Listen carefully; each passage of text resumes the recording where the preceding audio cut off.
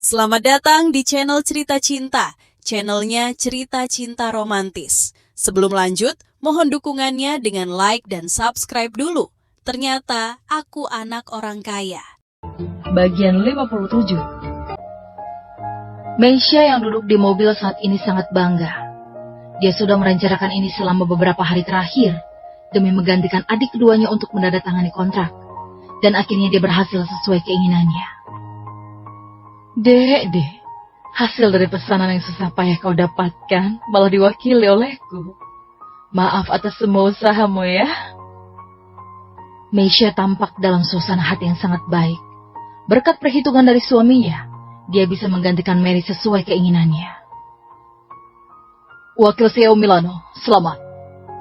Bahkan Ezra asisten yang mengemudi juga tidak luput untuk menyanjungnya. Ya, begitu aku jadi CEO nanti, aku gak bakal memperlakukan kalian dengan buruk. Meisha membalas dengan murah hati, karena menurut pendapatnya, tanda tangan kontrak kali ini sudah hal yang pasti. Setelah kejadian ini berlalu, kepercayaan Rick pada adik kedua akan menurun drastis. Mobil yang dinaikinya dengan cepat sampai dan berhenti di gerbang perusahaan real estate West Garden di barat kota. Meisha keluar dari mobil dengan penuh semangat diikuti kedua asistennya. Auranya tampak seperti orang yang sangat sukses. Saat penandatanganan kontrak nanti, tolong bantu baca persyaratan dengan teliti. Karena orang yang menegosiasi kontrak ini bukanlah Meisha, jadi Meisha harus membaca isinya dengan teliti sebelum tanda tangan. Kalau tidak tahu isinya dengan spesifik dari kontrak, dan terjadilah kesalahan, dia pasti akan dimarahi oleh Rick begitu pulang nanti. Dimengerti Wakil CEO Milano? Kedua asisten mengangguk serempak, dan tak lama kemudian mereka bertiga berjalan ke dalam perusahaan real estate West Garden setelah menjelaskan tujuan kunjungan kepada wanita resepsionis. Meisha dan yang lainnya dipandu ke ruang konferensi. Tolong tunggu sebentar, Direktur Rodriguez kami akan segera datang. Wanita resepsionis meninggalkan kata-kata ini sebelum pergi. Mereka bertiga tidak mempermasalahkan itu. Mereka hanya duduk di ruang konferensi dengan menunggu dengan sabar. Tak lama kemudian, Vicky Rodriguez atau Direktur Rodriguez yang disebut tadi masuk dengan wajah ramah dan bertanya pada Meisha begitu masuk. Ini pasti Nona Mary Milano kan? Meisha sedikit canggung, tapi asisten di sebelahnya menjelaskan. Direktur Rodriguez, ini wakil CEO kami, Meisha Milano. Meisha? Vicky mengerutkan kening. CEO Gania tadi sudah meneleponnya secara langsung dan bilang kalau satu-satunya orang yang boleh menandatangani kontrak ini hanya Mary itu sendiri. Dan memikirkan hal ini, wajah Vicky tiba-tiba menjadi dingin. Maaf, kami hanya menandatangani kontrak dengan Mary Milano. Kalian kembali saja dulu. Kami akan menandatangani kontrak begitu Mary Milano datang nanti. Setelah selesai berbicara, Vicky langsung meninggalkan Meisha dan yang lainnya di ruang konferensi. Apa-apaan ini? Meisha tampak bingung, tapi dia dengan cepat menyadari bahwa perusahaan real estate West Garden hanya menandatangani kontrak dengan perwakilan tertentu dan bukan siapapun yang berkuasa di perusahaan mereka, dan Meisha langsung marah. Apa-apaan ini? Memangnya kenapa? Aku juga nggak butuh. Wakil CEO, apa yang harus kita lakukan sekarang? Ezra bertanya dengan agak khawatir. Memangnya apa lagi? Tentu saja pulang. Meisha marah besar, karena tidak menyangka bahwa Mary bisa begitu hebat sampai-sampai perusahaan real estate West Garden hanya mau menandatangani kontrak dengannya. Adik kedua ini kayaknya nggak mudah untuk dihadapi. Gimana bisa perusahaan itu hanya mau tanda tangan kontrak dengannya? Meisha kembali bersama kedua asistennya dengan marah, tapi terus berpikir cara untuk menghadapi Mary selanjutnya.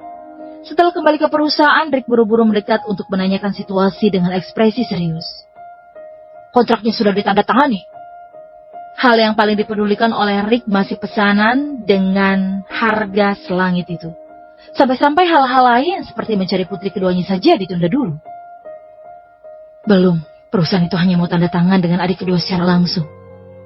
Ujar Meisha sambil menggelengkan kepalanya dengan enggan. Harus Mary sendiri. Tunggu apa lagi? Cepat cari dia. Rick langsung mendesak. Dia awalnya berpikir untuk menandatangani kontrak terlebih dahulu, lalu mencari putri keduanya. Tetapi sekarang sepertinya tidak bisa. Jadi dia harus menemukan putri kedua dan baru bisa menandatangani kontraknya. Ayah tenang dulu. Akan segera kukirim orang buat cari dia. Meisha hanya berpura-pura menghibur dan buru-buru melarikan diri. Dia tidak ingin memperburuk keadaan, jadi akan membebaskan Mary secepat mungkin. Pada saat yang sama, Lina sedang menunggu dengan cemas di rumah. Tampak bingung dan tidak tahu harus berbuat apa.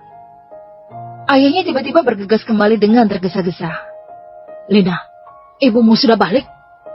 Lukas juga mengetahui dari Rick bahwa Mary hilang kabar, jadi dia bergegas kembali dari perusahaan. "Belum, ini udah berjam-jam, apa kita telepon polisi aja?" Lina menyarankan itu. "Jangan dulu, kita lihat dulu situasinya." Lukas mengerutkan kening. Hari ini adalah hari penting bagi Mary untuk menandatangani kontrak. Mary sendiri tidak mungkin melewatkan acara sebesar itu. Kemungkinan sesuatu terjadi padanya di jalan. Kejadian ini sangat aneh. Terkadang menelpon polisi mungkin tidak bisa menyelesaikan masalah, tapi malah memperburuk keadaan. Contohnya penculikan.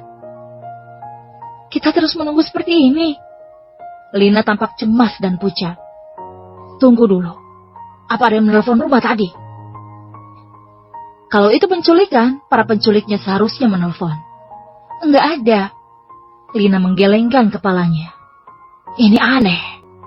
Lukas tampak bingung. Apa jangan-jangan kecelakaan mobil? Memikirkan hal ini, Lukas bahkan tidak berani membayangkan yang terjadi selanjutnya. Keduanya menunggu dengan cemas di rumah selama lebih dari 1 jam, dan Mary tiba-tiba pulang dengan ekspresi pucat. "Ma, akhirnya kamu balik juga. Kamu membuatku takut setengah mati." Melihat Mary muncul, Lina langsung lari ke sana untuk membantunya. "Kemana aja kamu? Sampai kontrak aja tak kamu tanda tangan?" Lukas juga bertanya dengan cemas. "Gak usah dibahas lagi. Tadi aku baru sampai di daerah Sungai Citarum. Tapi seorang pria bertopeng tiba-tiba melempar telur ke jendela mobilku. Begitu aku turun buat membuat perhitungan nilainya, wajahku tiba-tiba disemprot dan aku pun pingsan. Begitu bangun, aku udah terbaring di dalam mobilku sendiri. Sampai sekarang aja kepalaku masih pusing." Mary memaksa diri untuk mengemudi pulang. Sekarang dia hanya ingin tidur dan istirahat. "Masih mau istirahat? Kontrakmu aja udah direbut orang." Lukas yang cemas mengingatkannya dengan keras. Dari panggilan telepon sebelumnya dari Rick, dia mengetahui bahwa ayah mertuanya tidak bisa menemukan Mary. Jadi sudah menyuruh putri sulungnya yaitu Meisha untuk mewakili Mary menandatangani kontrak itu. Apa? Mary tiba-tiba jadi sadar kembali. Kemudian teringat bahwa hari ini adalah hari penandatanganan kontraknya. Iya. Bisa-bisanya aku lupa. Hari ini hari yang kontrak dengan perusahaan real estate Miss Garden. Aku harus ke sana. Mary baru teringat. Tapi begitu mengambil beberapa langkah ke depan, dia hampir jatuh karena kehilangan keseimbangan. Untungnya Lina membantunya. Tetapi dengan kondisinya yang sekarang sepertinya akan sulit untuk menandatangani kontrak. "Ayah mertua baru saja menelpon. Dia sudah suruh Meisha buat mewakilimu." Lukas berkata tanpa daya. "Apa kamu bilang? Meisha yang menandatangani kontraknya dan bukan aku? Siapa yang setuju?" Mary benar-benar marah saat ini. Dia dengan tidak mudahnya berhasil menegosiasi kontrak dengan perusahaan real estate West Garden. Begitu sudah saatnya panen, buahnya malah dipetik sama Meisha. Mana mungkin dia bisa terima. Dia sudah sibuk beberapa hari ini, tapi malah Meisha yang dapat hasilnya. Sekali lagi, mana mungkin dia bisa terima ini. Tidak, aku harus buat perhitungan dengannya. Kakakku sudah keterlaluan. Tak perlu lagi, dia gak bakal bisa tanda tangan. Erwin tiba-tiba masuk dari pintu dan berkata dengan tenang, tetapi dia lega melihat Ibu Lina pulang dengan selamat.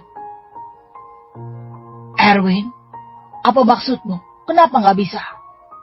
Tidak hanya Mary yang heran, Lukas dan Lina juga penasaran. "Aku sudah beritahu temanku buat menginstruksi orang-orang di West Garden kalau kontraknya harus ditandatangani sama kamu secara langsung. Sepertinya kakakmu pasti kesal lagi sekarang." Erwin tersenyum ringan. "Serius?" Mary tidak menyangka anak malang dari pedesaan itu begitu pintar dan sudah mengatur semuanya. "Ya, kalau tak percaya telepon saja kaki Lina buat pastikan." Erwin menjawab sambil tersenyum. Mendengar ini Mary langsung menelpon Rick, tapi dia justru dimarahi oleh Rick begitu panggilan tersambung dan disuruh mencari waktu untuk menandatangani kontrak. Tentu saja, pada saat yang sama, sebuah hal telah dipastikan, yaitu Meisha ingin mewakilinya untuk menandatangani kontrak, tapi ditolak oleh perusahaan West Garden. Rencana kakakku ini benar-benar licik sekali. Sampai-sampai mau mewakili aku untuk tanda tangan kontraknya. Mary tersenyum dingin. Pada saat yang sama juga merasa lega. Kalau kakaknya beneran berhasil, bukankah semua kerja kerasnya selama ini menjadi sia-sia? Namun cara pandang Mary terhadap Erwin si anak malang dari pedesaan ini sudah semakin berbeda. Untuk menghindari terjadinya hal buruk kalau ditunda, keesokan harinya Mary langsung pergi ke perusahaan Rick pagi-pagi sekali bersama Lucas. Mengambil stempel resmi dan dokumen-dokumen yang diperlukan untuk tanda tangan kontrak, dan segera pergi ke perusahaan real estate West Garden. Pada akhirnya Mary menandatangani kontrak sesuai keinginannya, dan menjadi orang yang bertanggung jawab atas pasokan bahan bangunan untuk perusahaan real estate West Garden, yang sangat dipandang oleh Rick. Di kantor CEO, Rick memegang kontrak yang ditandatangani oleh Mary sambil senyum-senyum sendiri, karena ini adalah pesanan terbesar yang didapatkan perusahaannya sejak berdiri.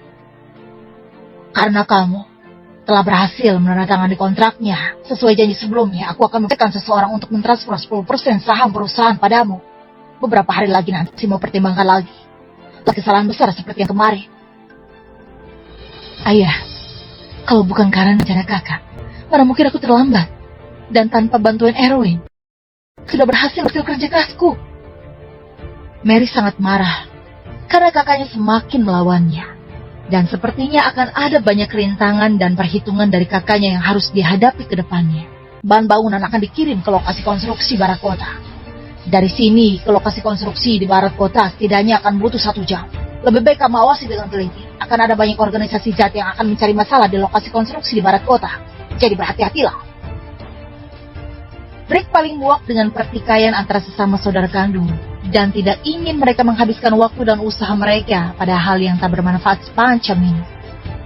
Jadi menyuruh Mary untuk fokus pada proyeknya saja. Jangan khawatir ayah, aku akan mengawasi dengan hati-hati. Mary diam-diam membulatkan tekad untuk proyek ini harus diselesaikan dengan sesempurna mungkin, agar bisa ditunjukkan pada kakaknya, dan pada saat yang sama juga bisa ditunjukkan pada semua orang bahwa dirinya punya kemampuan untuk mengambil alih posisi CEO. Bisa dibilang kalau hasil proyek ini akan mempengaruhi kelayakan dan keberhasilannya dalam menduduki posisi CEO. 2 hari kemudian, hari konser Jocelyn akhirnya tiba. Erwin memikirkan sepanjang malam dan memutuskan untuk menemuinya. Mau bilang apa ya nanti? Erwin hanya sebatas penasaran dengan tunangannya ini, sedangkan untuk menjalankan hubungan, dia tidak tertarik sama sekali. Apa beritahu dia tentang pembatalan nikah saja? Erwin agak ragu-ragu. Bagaimanapun dampak pembatalan nikah itu sangat besar. Kemungkinan bahkan kedua orang tua dan kakeknya akan terlibat. Dan itu adalah hal yang tidak dia inginkan. Bagaimanapun, keluarga Taylor adalah salah satu dari 10 keluarga kaya teratas di negara ini. Bukankah pembatalan pernikahan secara terang-terangan itu tidak ada bedanya dengan mempermalukan mereka? Mana mungkin mereka membiarkannya begitu saja. Setelah pulang kerja saat sore hari, Erwin berkendara langsung ke Stadion Timur Kota. Ini adalah stadion olahraga terbesar yang dapat menampung 20.000 orang pada saat yang sama. Bisa dianggap sebagai stadion olahraga terkenal. Ketika Erwin tiba, bagian luar stadion olahraga sudah penuh dengan orang. Kebanyakan adalah pria dan wanita muda, terutama pelajar. Tak kusangka akan ada begitu banyak orang yang akan menonton konser Jocelyn. Erwin tertekan untuk sementara waktu dan melihat sekeliling. Semua anak muda menunggu untuk memasuki tempat tersebut. Tujuan Erwin adalah pergi ke belakang panggung untuk melihat Jocelyn, bukan untuk menontonnya nyanyi dari depan. Jadi sambil mengantri, Erwin sudah mengeluarkan uang tunai sebesar 40 juta dari ATM terdekat, yang akan digunakan nanti untuk berjaga-jaga. Karena terkadang, uang adalah segalanya. Tepat pukul 7:30 malam, konser akhirnya mulai dibuka. Dan Erwin berjalan masuk secara perlahan setelah memeriksa tiket. Erwin pun memasuki stadion olahraga dengan lancar. Tiket yang diberi Anita adalah tiket VIP teratas di depan. Jadi tempat duduk Erwin ada di depan. Setelah Erwin berdiri di depan, dia melihat 20.000 kursi di seluruh stadion olahraga di sekelilingnya dipenuhi oleh orang. Semua jenis light stick, light sign, dan fan sign diangkat tinggi-tinggi, yang menunjukkan bahwa penggemarnya sangat menyukai Jocelyn. Tunanganku itu ternyata begitu populer. Erwin menelan ludahnya sendiri. Kalau para penggemar itu tahu Erwin datang mencari Jocelyn untuk membatalkan pernikahan, mungkin mereka akan memukulinya sampai mati di stadion ini. Dan tak lama kemudian, 18 lampu neon di atas stadion olahraga tiba-tiba menyala. Dan di bawah penerangan lampu, panggung yang indah perlahan naik. Para penggemar di sekitar mulai melambaikan lightstick mereka dan bersorak juga berteriak. Setelah musik pembukaan berakhir, suara bagaikan suara surgawi terdengar dari sudut panggung. Dan mulai pengeras suara di sekitar stadion olahraga. Suara yang indah menyebar ke seluruh stadion olahraga. Mendengar suara ini, para penggemar berteriak kegeriangan. Pada saat yang sama, 16 lampu di atas stadion olahraga juga langsung terfokus pada sosok yang bernyanyi tersebut. Erwin tanpa sadar tertarik pada suara nyanyian tersebut, seperti tunangannya sangat berbakat dalam bernyanyi. Mata Erwin mengikuti pergerakan Jocelyn di atas panggung. Meskipun agak jauh dan di malam yang gelap, tapi dengan adanya cahaya yang terang, dia masih bisa melihat wajah tunangannya yang cantik beserta lekukan tubuhnya yang anggun. Setelah lagu selesai, Jocelyn di atas panggung langsung turun ke belakang panggung untuk berganti pakaian. Tetapi para penggemar dan penonton di tempat tampak masih belum puas. Erwin dengan sabar mendengarkan beberapa lagu lagi, kemudian melirik waktu. Dan jam sudah menunjukkan pukul 10 malam, dan masih ada setengah jam sebelum konser berakhir. Kayaknya udah boleh siap-siap. Begitu konser selesai nanti, aku akan bertemu dengannya. Memikirkan hal ini, Erwin meninggalkan kursinya dan bersiap untuk pergi ke belakang panggung.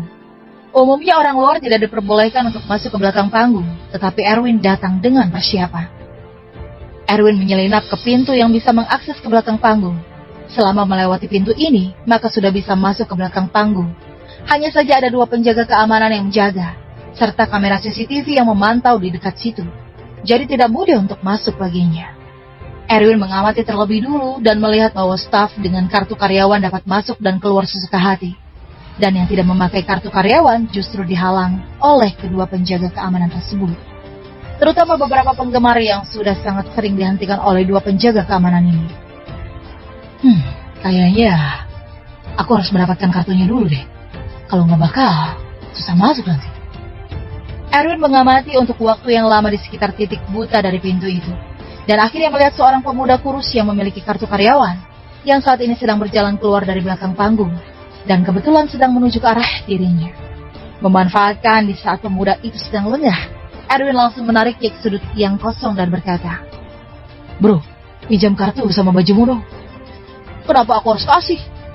Setelah pemuda kurus itu sadar, dia buru-buru melepaskan tangan Erwin dan berkata dengan marah, "Aku penggemar berat Jocelyn, jadi aku cuma mau masuk buat dapat tanda tangan. Tentu saja aku nggak akan pinjam secara cuma-cuma," kata Erwin, dan dia mengeluarkan 20 juta yang dia tarik dari ATM sebelumnya dan langsung dikasih ke pemuda itu. Bersambung